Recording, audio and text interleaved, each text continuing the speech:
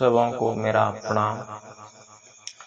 आज इस चैनल के माध्यम से हम लोग जानेंगे कि क्रोध को किस प्रकार हम लोग नियंत्रित कर सकते हैं और क्रोध की उत्पत्ति का क्या कारण है।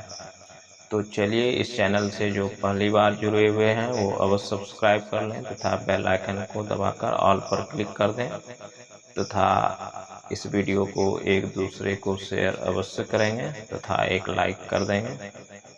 तो चलिए, क्रोध को हम लोग किस प्रकार नियंत्रण कर सकते हैं, इसे जानने के पहले हम लोग ये समझने का प्रयास करते हैं कि क्रोध की उत्पत्ति कहाँ से होती है, किस कारण हमें क्रोध उत्पन्न होता है।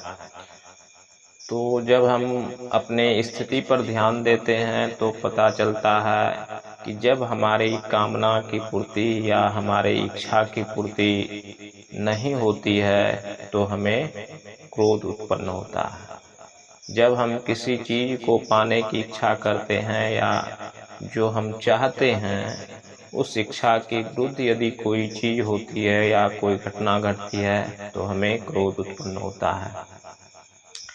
इससे पता चलता है कि हमारे क्रोध का कारण हमारी इच्छा ही है, हमारी कामना ही है। इसलिए जब हम क्रोध की स्थिति में रहें तो हमें उसी क्षण अवश्य ध्यान देना चाहिए कि हमारी क्या इच्छा है, किस कारण हमें क्रोध उत्पन्न हुआ है। जब हम इस स्थिति से ध्यान देंगे तो हमें पता चलेगा कि हमारी इच्छा की जो पूर्ति नहीं हुई, इस कारण हम क्रोधी हो गए।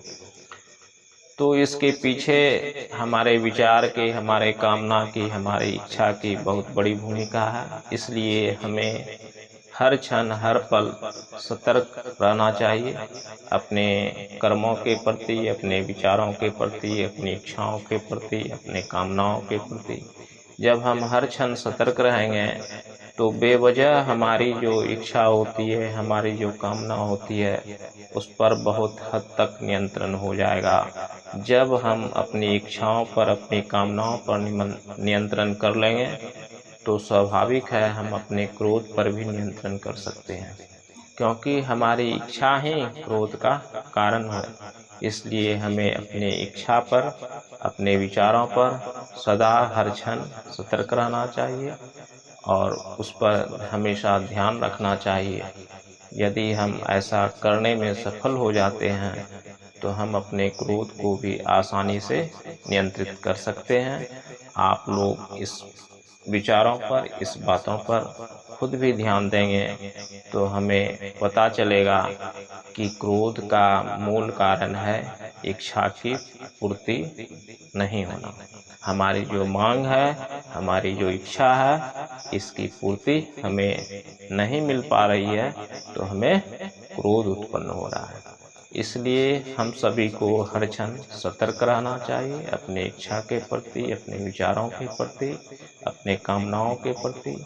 इस प्रकार हम अपने क्रोध पर भी नियंत्रण अवश्य कर सकते हैं। शायद आप लोग भी ठीक से समझ गए होंगे।